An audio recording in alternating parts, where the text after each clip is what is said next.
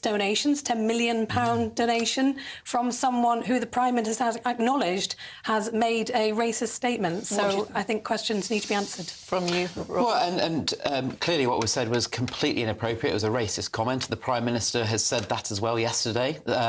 So it was clearly wrong, and Hester has apologised. Let's see if it comes up in PMQs. If it's a racist comment, how can you keep the money? I mean, if it's a racist comment, the money must be returned or given to charity. Well, I mean, my understanding is that the Conservative Party haven't got plans to give that money back, but what was said was completely wrong. The Prime Minister is on his feet. Miscarriages of justice in our nation's history, and I'm determined that the victims get the justice and redress that they deserve. Today, we're introducing legislation to quash convictions resulting from this scandal. The Department for Business and Trade will be responsible for the new redress scheme, and we're widening access to the optional £75,000 payment. Hundreds of innocent sub-postmasters have fought long and hard for justice. With this bill, we will deliver it. Meetings with ministerial colleagues and others. In addition to my duties in this House, I shall have further such meetings later today. Abdul Khan. Mr. Speaker, despite serious opposition from the Archbishop of Canterbury, 3 former Home Secretaries and 3 government advisers on anti-Semitism, social cohesion and on political violence, the levelling up secretary is due to widen the definition of extremism tomorrow. Whilst on the benches opposite, members peddle far-right conspiracy theories about Islamists and Muslims taking over Britain, shouldn't the Prime Minister's priority be getting his own house in order and stepping out extremism, racism and Islamophobia from within his Conservative Party? And will the Prime Minister finally take Islamophobia seriously and agree to the definition?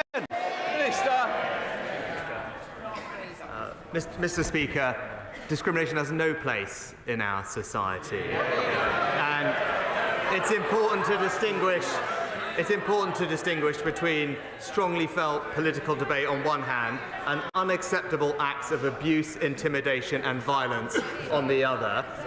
I would urge him to wait for the details of the strategy. It's a sensitive matter, but it's one that we must tackle because there has been a rise in extremists who are trying to hijack our democracy. That must be confronted. And he talks about peddling conspiracy theories. I would just point him in the direction of his previous Labour candidate in Rochdale. Thank you, Mr. Speaker. Armed Forces personnel who served their country for 15 years are eligible for the Long Service Good Conduct Medal, and similar medals are in place for those who make a career of serving in the police, the fire, the ambulance service and the Coast Guard.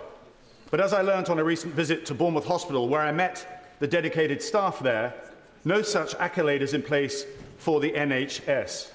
Would the Prime Minister please support my campaign to see if this anomaly can be corrected so the nation can formally recognise those who devote much of their working lives in the NHS to helping others? Prime Minister. My honourable friend is right that our incredible NHS staff deserve our utmost thanks for their service, and I'm pleased that many NHS organisations, as he knows, have their own schemes in place to do that. We also, of course, recognise NHS staff who are outstanding through our honours system, and MPs are able to acknowledge their work through the NHS Parliamentary Awards, and nominations remain open for that, and I would encourage colleagues to avail themselves of it. But I will make sure that he gets to meet the Secretary of State to discuss his specific proposals further. We now come to Leader of the Opposition, Keir Starmer. Thank you, Mr. Speaker. Can I welcome the legislation on the Post Office scandal? Mr. Speaker, this week we lost the formidable Tommy McAvoy. He served his hometown of Rutherglen and the Labour government with loyalty and good humour, and we send our deepest sympathies to his wife, Eleanor, and their family. We also learned that the Right Honourable Member for Maidenhead will be taking her well-deserved retirement. She has served this House and her constituents with a real sense of duty, and her unwavering commitment to ending modern slavery is commended by all of us. We thank her for her service. Is the Prime Minister proud to be bankrolled by someone using racist and misogynist language when he says the member for Hackney North and Stoke Newington makes you want to hate all black women? Mr. Speaker, the alleged comments were wrong, they were racist, and he has now, as I said, the comments were wrong, they were racist. He has rightly apologised for them, and that remorse should be accepted, Mr. Speaker. There is no place for racism in Britain, and the government that I lead is living proof of that. Mr. Speaker, the man bankrolling the Prime Minister also said that the member for Hackney North should be shot. How low would he have to sink? What racist, woman-hating threat of violence would he have to make before the Prime Minister plucked up the courage to hand back the £10 million that he's taken from him? Mr. Speaker, as I said, the gentleman apologised genuinely for his comments, and that remorse should be accepted. But he talks about language. He might want to reflect on the double standards of his deputy leader, calling her opponents scum, Mr. Speaker. His shadow foreign secretary, the shadow foreign secretary, comparing Conservatives to Nazis, Mr. Speaker, and the man that he wanted to make Chancellor. The man that he wanted to make Chancellor talking about lynching a female minister. His silence on that speaks volumes. Mr. Speaker, the difference is he's scared of his party. I've changed my party. And Mr. Speaker,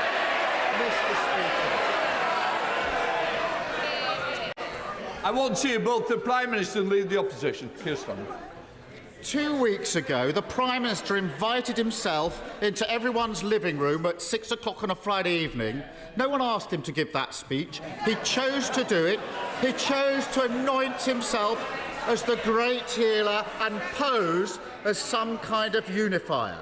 But when the man bankrolling his election says the member for Hackney North should be shot, he suddenly finds himself tongue-tied, shrinking in sophistry, hoping he can deflect for long enough that we'll all go away. What does the Prime Minister think it was about the hundreds of millions of pounds of NHS contracts given to Frank Hester by his government that first attracted him to giving £10 million to the Tory party in the first place? Prime Minister. Mr. Speaker, I'm absolutely not going to take any lectures from somebody who chose to represent an anti-Semitic terrorist group, Hizb ut-Tahrir, who chose to serve a leader who let anti-Semitism run rife in this Labour Party. Those are his actions, those are his values, and that's how he should be judged. Mr. Speaker, the problem is he's describing a Labour Party that no longer exists. I'm describing the man who is bankrolling their upcoming general election.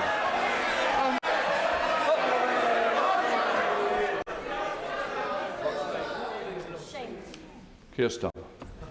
They can shout all they like. 2 weeks ago, he marched them out like fools to defend Islamophobia, and now the member for Ashfield is warming up the opposition benches for them. And yesterday he sent them out to play down racism and misogyny until he was forced to change course. He won't hand the money back. He won't comment on how convenient it is that a man handed huge NHS contracts by his government is now his party's biggest donor. You have to wonder what the point is of a Prime Minister who can't lead and a party that can't govern. And Mr. Speaker, national insurance contributions fund state pensions and the NHS. So is the Prime Minister's latest unfunded £46 billion promise to scrap national insurance going to be paid for by cuts to state pensions or cuts to the NHS? So, Mr. Speaker, I'm glad he's brought up the budget. It's about time that he spoke about his plans, because what have we heard, Mr. Speaker, from the Shadow Chief Secretary? The Shadow Chief Secretary of the Treasury confirmed. Sorry. Prime Minister. The Shadow Chief Secretary of the Treasury has confirmed that the Labour Party will not be sticking to the Conservative government spending plans.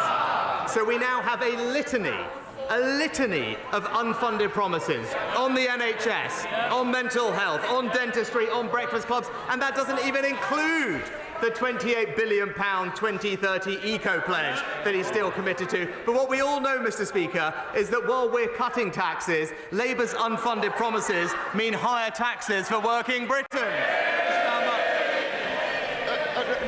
No, Mr. Speaker, the Labour Party will not be sticking to his completely unfunded £46 billion promise. And he thinks he can trick people into believing that, but simply shaking the Tory magic money tree will bring it into existence. No, let's be clear. 80% of national insurance is spent on social security and pensions. 20% is spent on the NHS. So he's either cutting pensions or the NHS, or he will have to raise other taxes or borrowing. Which is it, Prime Minister? Mr. Speaker, I know it's not his strong point, but if you actually listened to the Chancellor last week, what he would have seen is NHS spending is going up, Mr. Speaker. It's going up. It's a plan that's backed by the NHS CEO, who says that we're giving her what she needs, and at the same time, we are responsibly cutting taxes for millions of people in work. An average worker benefiting from a £900 tax cut, Mr. Speaker. But what I'm hearing for him is he's against our plans to cut national insurance. The highest tax burden since the Second World War. I did listen to the Chancellor, £46 billion of unfunded commitments. They tried that under the last administration, and everybody else is paying the price. And 2 weeks ago, the Prime Minister promised to crack down on those spreading hate. Today, he shrunk at the first challenge. Last week, he promised fantasy tax cuts. Now he's pretending it can all be paid for with no impact on pensions or the NHS. All we need now, Mr. Speaker, is an especially hardy lettuce, and it could be 2022 all over again. Is it any wonder that he's too scared to call an election when the public can see that the only way to protect their country, their pension and their NHS from the madness of this Tory party is by voting Labour? Mr. Speaker, again... No, Prime Minister. Mr. Speaker, he talks about pensions. Pensions are going up by around £900 in this year. It's this government that's protected the triple lock for the last 10 years. He talks about supporting working people. It's this government that's cutting taxes for every single person in work, Mr. Speaker. It's this government that's investing in the NHS, but all we have from him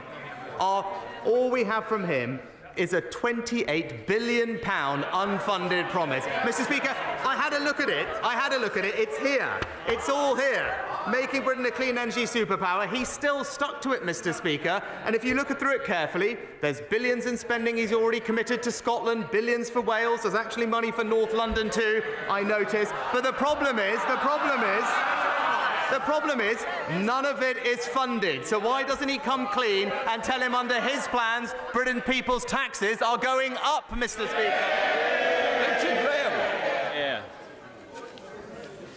Mr. Speaker, millions of people around the UK and Europe have been inspired by the brilliance of Six Nations rugby. And Premier League clubs like Gloucester Rugby, which were funded during the pandemic through loans authorised by the Prime Minister as then Chancellor, have always been grateful for being kept solvent. But the Prime Minister will also know that the finances of some of these clubs are fragile and that the current loan repayment schemes could be crippling. So will my right honourable friend ask the Sports Minister and the Treasury to try and find a solution through this so that taxpayer interests are protected and all of us can go on being inspired by top-class rugby for years to come?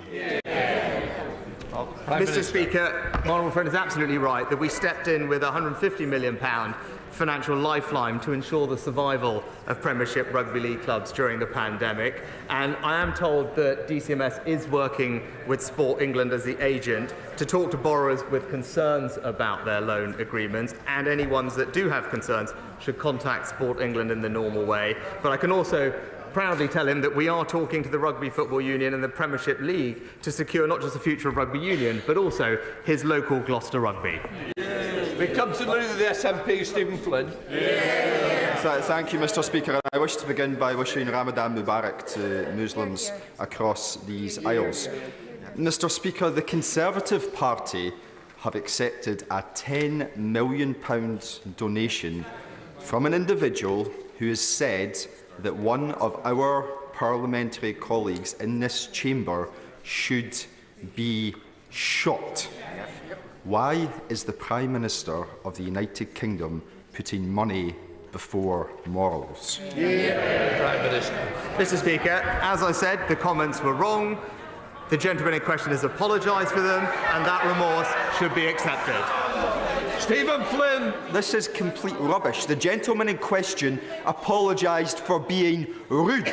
He wasn't rude, he was racist, he was odious, and he was downright bloody dangerous. Now, on Monday, the number 10 said, we've seen an unacceptable rise in extremist activity which is seeking to divide our society and hijack our democratic institutions. Isn't it extremism that we should all be worried about?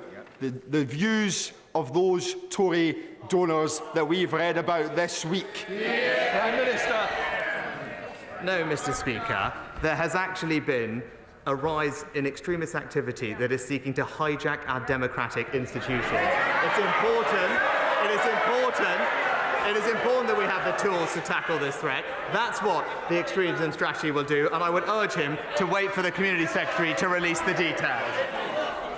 Will Quins. Thank you, Mr. Speaker. Sub-postmasters across the country will welcome the government's announcement today on the introduction of legislation to overturn the convictions of those who were wrongly convicted. But can my right honourable friend reassure this House that that legislation will be passed as quickly as possible, and we will support all sub-postmasters right across our United Kingdom? Prime Minister.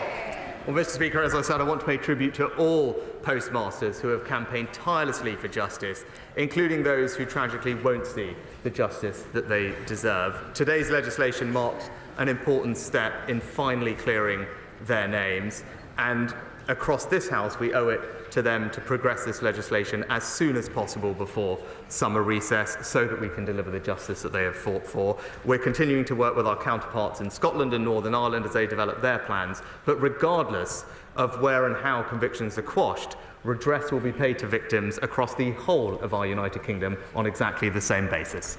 And Dave. Thank you, Mr. Speaker. The future of children's cancer services.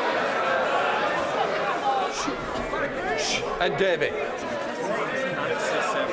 Thank you, Mr. Speaker.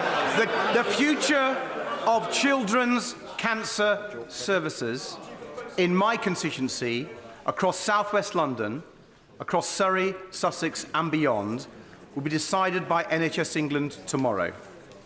The existing service is world-leading and has saved the lives of countless children. Many of us who have engaged with the consultation process feel that a wrong decision is about to be made, ignoring risk to children's cancer care by moving them to the Evelina.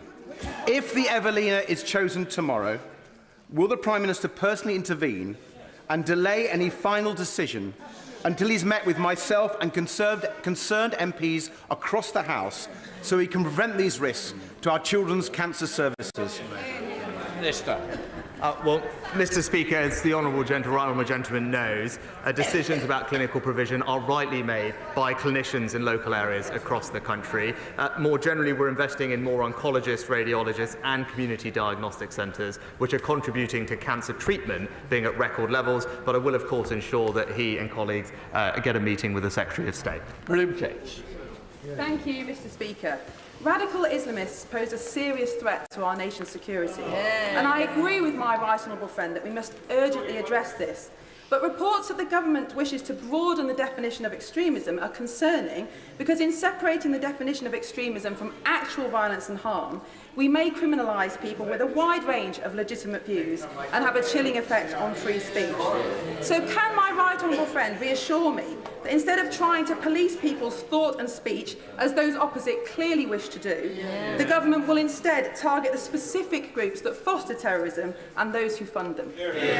Prime Minister. My honourable friend makes a good point, and that's why the strategy that I would urge her to wait for will, I think, be one that she can support, because it is our duty to make sure the government has the tools to tackle the threat that she rightly identifies and highlights. And this is absolutely not about silencing those with private and peaceful beliefs, nor will it impact free speech, which we on this side of the House will always strive to protect. Thank you, Mr. Speaker. Children deserve the right to breathe clean air. However, many schools are in areas with high levels of air pollution. Sadiq Khan, the Mayor of London, has announced... Sadiq Khan, the Mayor of London, has announced a pilot for 200 of London's most impacted schools to access air quality filters so children can breathe clean air in their classrooms. Does the Prime Minister support this pilot, and will he implement similar measures across our country? Mr. Speaker, I'm pleased that latest published figures show that air pollution has reduced significantly since 2010, and partly due to our legally binding targets to reduce concentrations. They will continue to reduce over the following years. And on top of that, we've also provided almost £1 billion to help local authorities across the country implement local plans to reduce NO2 and make sure that we can support those impacted by those plans. Thank you, Mr. Speaker. I understand the latest scheme that's been considered is to pay migrants thousands of pounds to leave Britain. Prime Minister, let's just leave the ECHR and deport them for free. So far, over 40,000 Brits have signed my petition with the Conservative Post calling for us to leave the European Convention on Human Rights. Will the Prime Minister commit to leaving the ECHR, or at the very least, have it in our manifesto to have a referendum and let Britain decide? Prime Minister. Mr. Speaker, my honourable friend is absolutely right that we must do everything we can to secure our borders, ensure that those who come here illegally do not have the ability to stay. That's why our Rwanda scheme and legislation is so important. And what I've said repeatedly, and will happily say to her again, is that I will not let a foreign court block our ability to send people to Rwanda when the time comes. Roberts. The National Theatre production, Nye, which stars Michael Sheen, celebrates at the end a transformational increase in life expectancy since the founding of the NHS. But UCL findings indicate that austerity policies between 2010 and 2019 are responsible for a 3-year setback in life expectancy progress. Does he, or the Leader of the Opposition for that matter, think public services can withstand an extra £20 billion of cuts? Prime Minister. Yeah, well, Mr. Speaker, first of all, I'm pleased that the National Theatre received significant funding from the Chancellor in the recent budget to support their fantastic work across the UK. But I am surprised to hear her raising the NHS when it's her party that's propping up the Welsh Labour government in Wales, which has absolutely the worst NHS performance of any part of the United Kingdom. Mr. Speaker, may I thank my right honourable friend for meeting me 6 weeks ago to discuss the plight of victims of COVID-19 vaccine damage.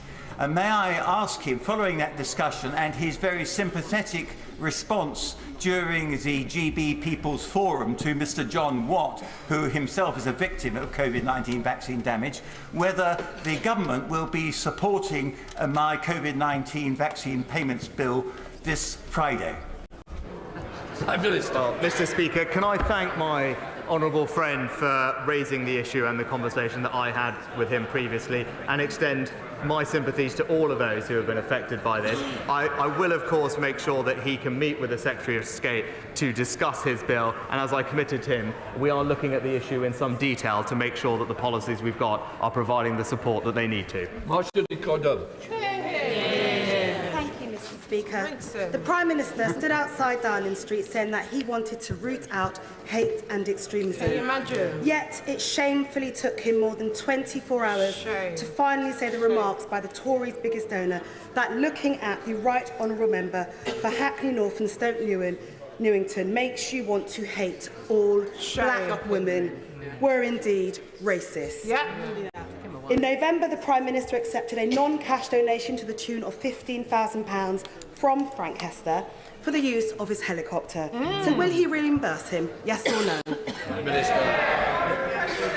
No, Mr. Speaker, and I'm pleased that the gentleman is supporting a party that represents one of the most diverse governments in this country's history, led by this country's first British Asian Prime Minister. Thank you very much, Mr. Speaker. Later today, I look forward to voting for a tax cut for thousands of my constituents, a national insurance tax cut that will mean £900 off the tax bill for thousands of my constituents. After listening to the rhetoric from the leader of the opposition today, does the Prime Minister expect that the main opposition party will vote against this afternoon's tax cuts? Well, my right honourable friend raises an excellent question, because whilst on this side of the House we believe in a country where hard work is rewarded and people can keep more of their hard-earned money, which is why we're cutting their taxes by an average of £900 each, we hear consistently from the party opposite, not only do they disagree with that approach, they continue to cling to unfunded spending promises that would put taxes up, but also the Shadow Chief Secretary of the Treasury, we learnt just yesterday, described our plan to end the double taxation on work as morally abhorrent. And that is a contrast between us and them. Labour will put your taxes up and the Conservatives will keep cutting them.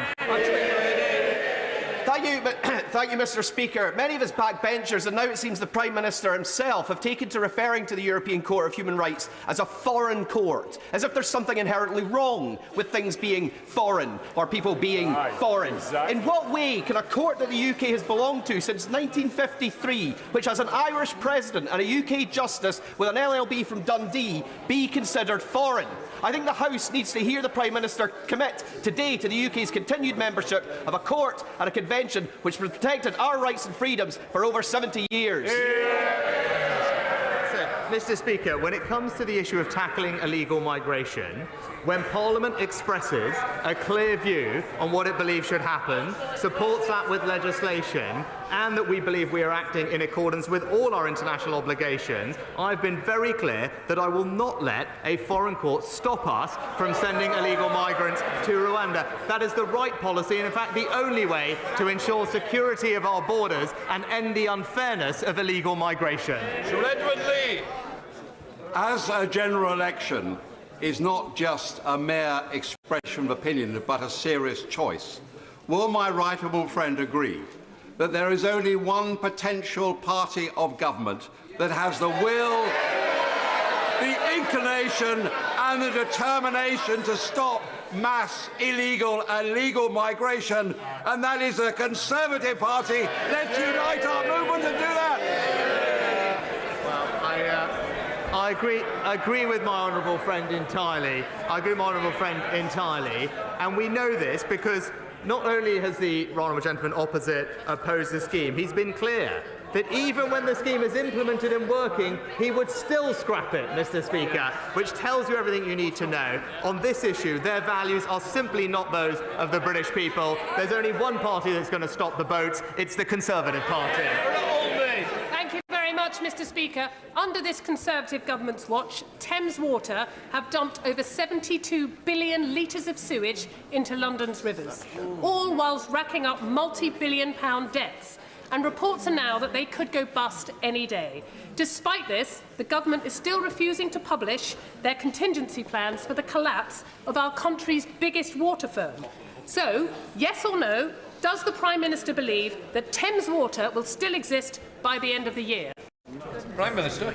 Yeah, well, Mr. Speaker, it wouldn't be right for me to comment on individual companies, but what I can say is that our ambitious storm overflow reduction plan is backed by £60 billion of capital investment. We now monitor every single storm overflow across England and have legislated to introduce unlimited penalties on water companies that breach their obligations. The independent regulator and the Environment Agency have the powers they need to hold water companies wherever they are to account. Natalie Elphie. Thank you, Mr. Speaker.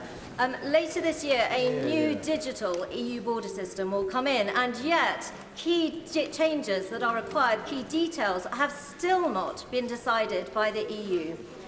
There are urgent decisions that are needed on additional funding and preparation to keep Dover clear and Kent moving through with its traffic.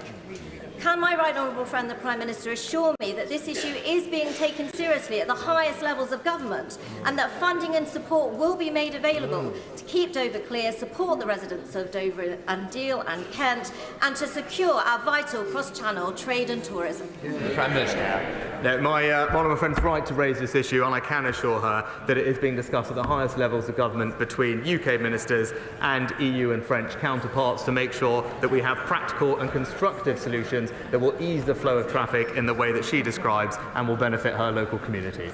Rachel McCaskill. Thank you, Mr. Speaker. 158 days and there's no peace and no justice.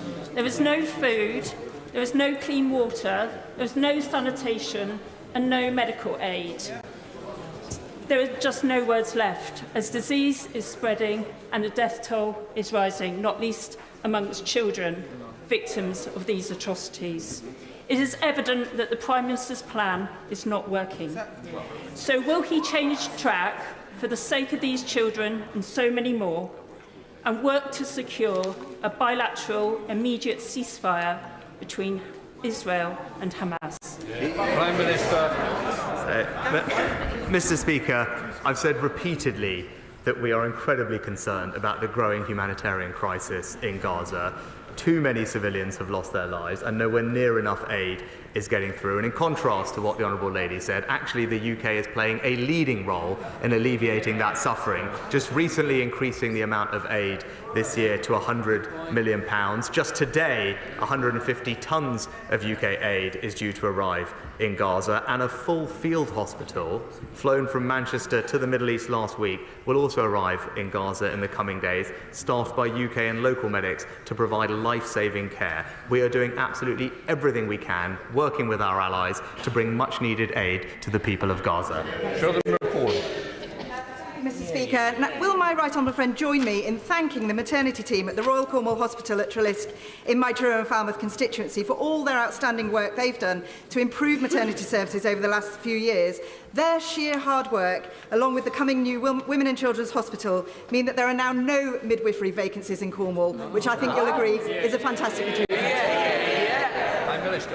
Well, can I thank my honourable friend for highlighting the improvement in maternity services at the Royal Cornwall, and she in particular is a tireless campaigner for reducing baby loss, and I commend her for her recent work on the introduction of baby loss certificates. And as she knows, we are committed to a new Women and Children's Hospital for my honourable friend's local trust in 2030 as part of the new hospital programme. Thank you, Mr. Speaker. My constituents in Somerton and Frome, working together with the Langport Transport Group, submitted a robust strategic business case to the government in July 2022 for the reopening of a train station in the Somerton and Langport area, a train station that would connect over 50,000 people to the rail network, boost the local economy and support local people to reduce their reliance on their cars. Almost 2 years on, they are still waiting for a response. So does the Prime Minister support this project, and can he provide confidence to my constituents that their hard work to drive this vital project forward has not been futile? Prime Minister. Well, Mr. Speaker, Conservatives in the South West are rightly championing the reopen of local stations, and actually recently Clumpton and Wellington will be one of the places that receives funding as a result of our decision on HS2. But it's because of that decision that we now have freed up billions of pounds of funding to invest in local transport across the country, and it will be local leaders that will be put in charge of that money to prioritise their local needs. Final question, Mark Francois. Prime Minister, in the 1930s, one of your less illustrious predecessors, Neville Chamberlain, so denuded the British Armed Forces of funding until it was too late that we failed to deter Adolf Hitler, and 50 million people tragically died in the Second World War.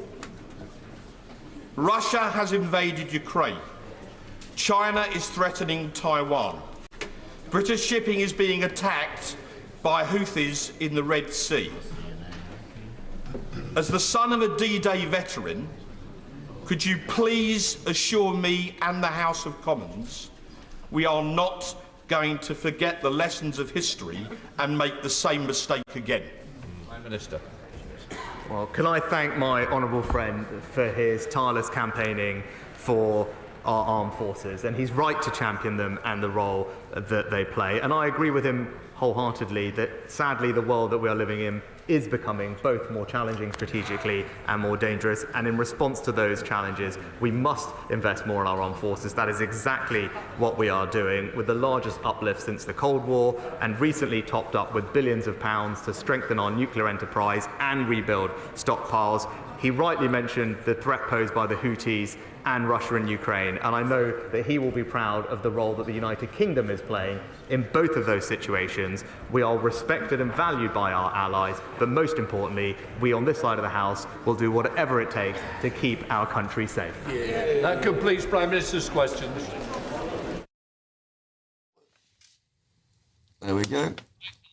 That was Prime Minister's questions. That was Prime Minister Rishi Sunak taking questions by MPs at the House of Commons. We're still joined in the studio here by the Conservative Environment Minister Robbie Moore and Shadow Education Minister Catherine McKinnell. And you have been sending us your brilliant questions. You can continue to do so. GBNews at gbviews.com. And it's your questions for our panel that makes this programme different. So without further ado, Chris. OK, well, Robbie, you're here for the government. Today's a big day for postmasters. The bill's being proposed to quash all of these convictions for these sub-postmasters because of the Horizon scandal. Martin from Cornwall has sent a message in saying, shouldn't the sub-postmaster receive restitution for the total financial losses caused? Compensation could then be added to what's paid for in unquantifiable elements such as loss of liberty and mental anguish. So is it enough money, 70,000 quid, or should it be a lot more? Well, I think it's absolutely right that we've taken action and introducing the primary legislation today to quash all convictions that had previously happened. What happened to sub-postmasters was horrendous. I think all of us as MPs have had some sort of story within our own constituencies on how badly impacted and how they have been treated not only by the Post Office but the delay that's been associated with that. So it's right that this primary legislation is being introduced. There will be measurables associated with the amount of funds that can be drawn down, particularly for those that have been convicted. There is a figure of 600,000 that has been introduced, but that will potentially be up for negotiation based on the primary legislation that's being introduced. And it's right that the government are acting swiftly on this. And I'm pleased that Kevin Hollinrake, as the Minister, has been moving at speed. Catherine McKinnell, the government are acting swiftly. There wouldn't be any different, any more compensation if Labour was in government, would there? I have to say, I wouldn't define this as acting swiftly. I think this has gone on for far too long, and I think it's right that it's being addressed, and we're taking this unprecedented step of passing legislation to quash these convictions, and Labour absolutely supports it, but to be in this situation is very, very unsatisfactory, and clearly it's only going to go a tiny way towards really restituting the pain, the trauma that these postmasters have been through, and I think the government needs to absolutely commit to doing everything possible to put these sub-postmasters, they can never be put back in the situation that they should be, but to do everything they can to right these wrongs. Keith from Edinburgh has asked, why does it only apply in England and Wales? What's wrong with those badly treated sub-postmasters in Scotland and Northern Ireland? Well, the government's been clear that we want to ensure that all convictions are quashed. My understanding is the reason it was not applied, this piece of primary legislation is not applying to Scotland is simply because of the differential in law, but there is an expectation that the Scottish Government go at speed as quickly as what we are as the UK Government, and that's my understanding, but there is a clear direction from Government that all convictions should be quashed, and I'm very pleased that this primary legislation is being introduced in the House today. This is a real human story, and Robbie, you said that all MPs have probably had a case of this, so in order to sort of remind people of what some people, real people, went through, Catherine, did you have an example of this, an example of wrongdoing and miscarriages in your constituency? I've seen the trauma directly from individuals affected, and it's utterly heartbreaking to have watched them go through what has been a period where they've just not been listened to by government. I know many MPs have been writing to government over years, but I think until, and it's ridiculous that it took an ITV drama to pull it all together, because the signs were there and the government should have seen it much sooner, because they were the recipients of all of these cases coming forward. And it shows me as well the work that we've done on the Petitions Committee, how important that is to get this collective voice for these issues, that people feel isolated in their situation when in reality it's a systemic problem. Is it a failure, do you think, of Parliament? You guys represent around 80,000 people. Why does it take a TV drama to make this come alive rather than, you're meant to be fighting for these people every single day? Yeah, and as an MP, that's what we all try and do, fight for our constituents. It doesn't work, does it? Because it took ITV to sort it out. But, and obviously the public pressure was put on government, and the government have absolutely responded to that. It's by introducing primary legislation, which we all know that if you're generally introducing primary legislation, it can take at least 18 months plus to get through Parliament before it even gets on the order paper. But we have achieved that. It's being introduced today, and there's a clear direction from the government that we want to make sure that all convictions previously are quashed and there's a sufficient amount of compensation that's attached to that. What I think is challenging, though, is that it's only happening, and you worry that it's because there's a general election looming. And actually, if that wasn't the case, would we be sorting this out? And there's the blood contamination scandal. That's also been rushed through, isn't it? Do we have legislation being rushed through on that too? Well, and we need to see this compensation get to but the people. It's a huge amount of money. It's a huge amount of money. Well, the government needs to do the right thing by people who have suffered for many years miscarriages of justice. Well, let's stick with money now. Different subject. We're going to go on to immigration. John, great question. I'd love to know where you're from, but we're going to put your question anyway. How dare this government offer £3,000 to immigrants to leave our country? That's about Rwanda, of course, trying to fly people to Rwanda. Yes, the suggestion today that in order for people to leave to Rwanda, there will be a payment to those who have failed their asylum applications.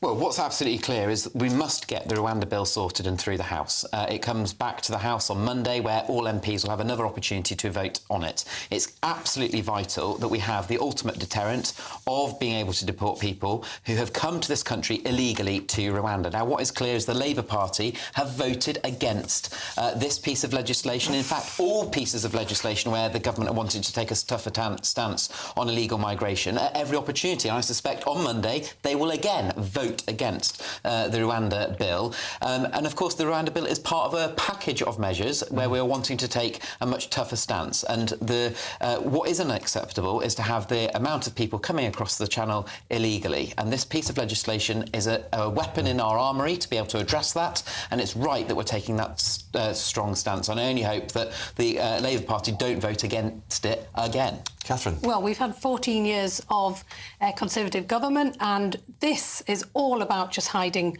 their border chaos. We've seen inadequate security checks, billions spent on asylum hotels, child refugees held completely inappropriately, and huge backlogs in the system. And this is a recognition. Now starting to try and pay people to take part in this scheme is a recognition that it has just failed. It's already cost £400 million, and not one asylum seeker has actually been sent to Rwanda. It's utter chaos. On Monday? We do not support this plan. We think that they should be focus on going after these criminal gangs, getting a cross-border police force. We need to focus on returns. We need to focus on clearing this backlog and ending this use of hotels and throwing more and more money at an issue which demonstrates they are only making worse. Which demonstrates, again, Labour have no plan when it comes to dealing with illegal migration. Because one of the ultimate things is stopping the boats, and that involves having the ultimate deterrent, which is what this piece of legislation is all about. Can I ask one thing on the ultimate deterrent? You heard Dame Andrea Jenkins there say, why not fight the election in the manifesto on leaving the European Court of Human Rights? The PM, Rishi Sunak, said, I won't be told what to do by a foreign court. Do you want to see ECHR withdrawal in the manifesto? Well, I absolutely agree with what the Prime Minister has said, in that it is unfair and completely inappropriate that any foreign court should have an ability to overrule what we're wanting to do as a sovereign state. So the PM gave the answer very clearly at the dispatch box that no foreign court should be telling us what to do, and I think that's... How far would you go with ECHR withdrawal? Well, I think we need to look at everything in the round, but I'm taking the view that that there should be no foreign court should be telling us as a sovereign state what we should be doing when it comes to this very issue that we need to resolve. I'm going to come back to the question that John posed. Jane, great question. Please tell us where you're from next time. It's a similar question, but it's getting again to the point of this money.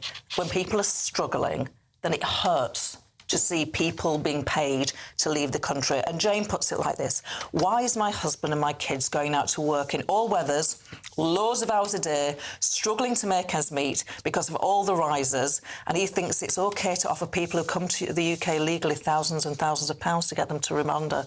It's just sticking in Jane and John's throat. It doesn't sit right with them. Can you see why? I absolutely understand, and what I'm determined to ensure that as not only a government minister but also as a constituency MP, which I get a lot of correspondence on this particular issue in my constituency in West Yorkshire, in Keighley and Ilkley, that we make sure that we have the ultimate deterrent put in place, that the Rwanda bill is approved, and I would invite Labour to join us in getting on behind this. Sort of drowning in the sea?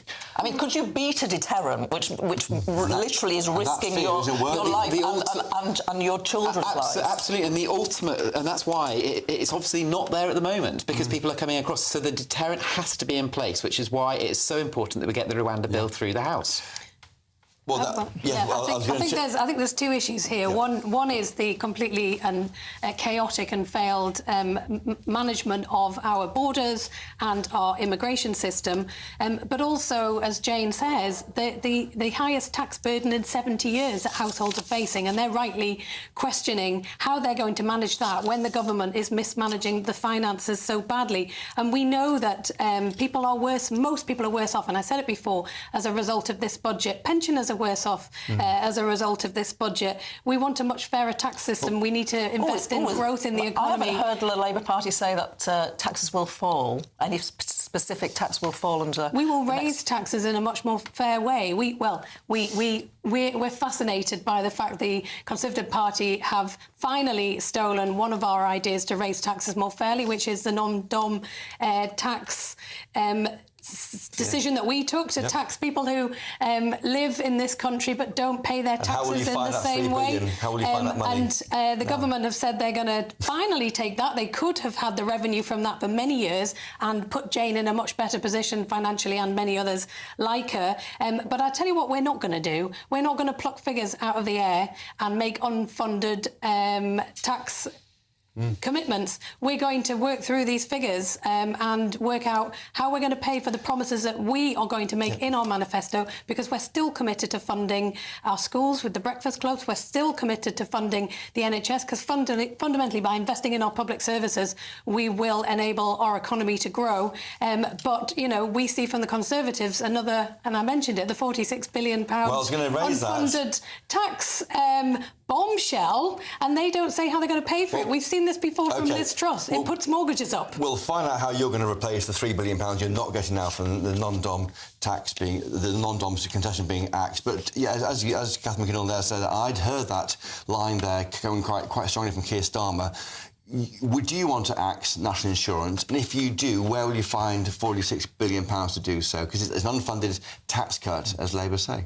Well, so what was announced in the budget last week was that for an average working family on $35,000, we have announced effectively a tax cut to them of about £900. That is half of that has already been implemented, and hard-working families will see that tax reduction coming into their experience this year, with a further £450 being reduced from their pay packet following later on in months ahead. So that announcement has been made, and there is an aspiration to get to a fairer tax system. So we're not effectively taxing households twice.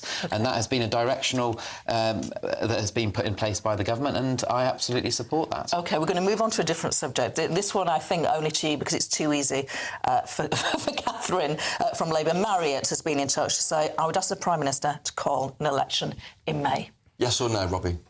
Well, look, the working assumption is that the general election will be at the end of the year, or the latter half of the year, and I think that's what everyone in government is Would you like an election in May? Well, I'm always ready.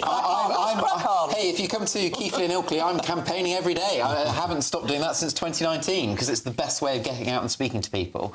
So I'm always ready, but I think the working assumption by government is the latter half of this year. Well, yeah, I think you know my answer. We need a general election as soon as possible. And it's not just because I want a general election and I want things to change. The country is crying out for a general election. Whatever the outcome, I think the country needs a reset. We need a new start. My view is that needs to be with a Labour government, but that's up to the voting public. Now, if Labour win power, Catherine, Donald Trump could be the president of the US for another 4 years. Scott from Nottingham, we know where he is now, thank you for that, Scott. He wants to know, what would Labour do if Trump wins the election? Because lots of your members, MPs and colleagues of yours have been critical of Donald Trump a lot over the last few years. Well, just as who our government is the choice of those that vote for us or not. That's very much a choice for the public of the United States of America, and obviously we need to respect whatever decision the voting public make and work with whoever is the leader of that great nation, of whom we are great allies, and we will continue to be so. Would it damage the so-called special relationship if Sir Keir Starmer's Labour leader against Donald Trump? I think the special relationship has been around a lot longer than any one president, and you know, a British Foreign Secretary and Prime Minister, whether they are Labour or Conservative, and I presume I speak for Robbie, will work with whoever is the United States President. OK. Shelley from Kent says, we never get anywhere with PMQs. Why can't they discuss policies that matter? But I just want to broaden that issue a little bit, because Theresa May, both leaders being incredibly gracious and paying tribute to the public service of a Conservative Prime Minister, should the House of Commons just be a bit more nice? Well, I think, certainly Prime Minister's questions is an opportunity for backbench colleagues to be able to raise constituency issues. And I know when I was as a backbencher, I raised very important constituency-based issues, like wanting to see an inquiry into child sexual exploitation, gang-related grooming across the Bradford district. OK, I want to know if Parliament should be nicer. Labour do not want to see rolled out. And that gives me the opportunity to raise that to the Prime Minister of the day. And we do see that being rolled out at Prime Minister's questions. Nicer PMQs? I think it's important that we have robust holding to account of government ministers. I think, you know, we have questions every day. We have Prime Minister's questions. I think it's a really important moment. And I appreciate sometimes it can be frustrating because I actually think the questions are often better than the answers. But I do think it's important to have that moment where again, backbenchers do get the chance as well to directly ask the Prime Minister things. I made a note here of what was said. The PM used the words scum, Nazi and lynching at Labour. And of course, the response from Sir Keir Starmer was talking about the remarks from Frank Hester, racism and the rest. It's quite grim, isn't it? Well, and I think you raise an important point about public discourse in general, and that I think, you know, Parliament and all those in public life have a responsibility to be responsible, because we know that in our language and in how we conduct ourselves, and I do think Parliament should elevate itself, be respectful, have robust debate, but in a respectful and responsible way. And I think sometimes we are falling short of that, and it is a concern. And in the spirit of that, would you like, as the Labour spokesperson, to say something nice about Theresa May? Oh, gosh. So Theresa May, she's done incredible work, particularly since she stood down as Prime Minister. I think that in her post-Prime Ministerial period, I think, is where she has really gained respect for the work that she's done on modern slavery, which I think we can all support. OK.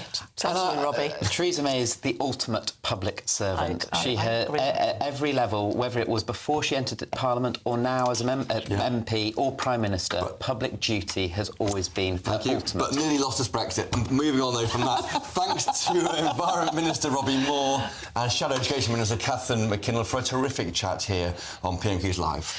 Coming up, it is Good Afternoon Britain with Tom and Emily. Tom and Emily. Hello. We were all together last week. Of course, his donors... Tom, Gloria was saying she missed us from last week. We got a huge amount... We were all together. Oh, yes, we were. Oh, she didn't miss us. She didn't miss us. Anyway, take it away.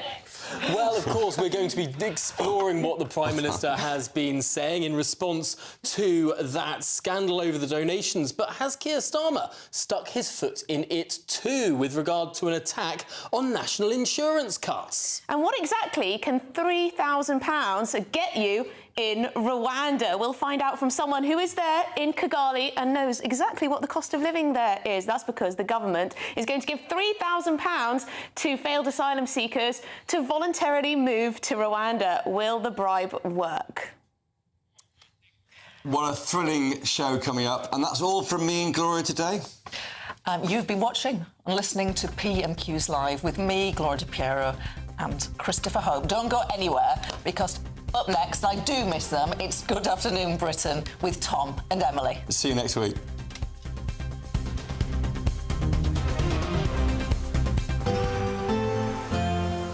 A brighter outlook with Box Solar, sponsors of weather on GBNews. Welcome to your latest weather update from the Met Office for GB News. Bit of a three-way split with the weather today. Many places dry, but fairly soggy over parts of Wales and northwest England. Very mild, especially so in the south. It's across the far north where we've got low pressure dominating. This weather front is generating that three-way split. Stuck under it, very soggy conditions over Cumbria, parts of North Wales in particular. A few showers in mid and south Wales and at times maybe over eastern England.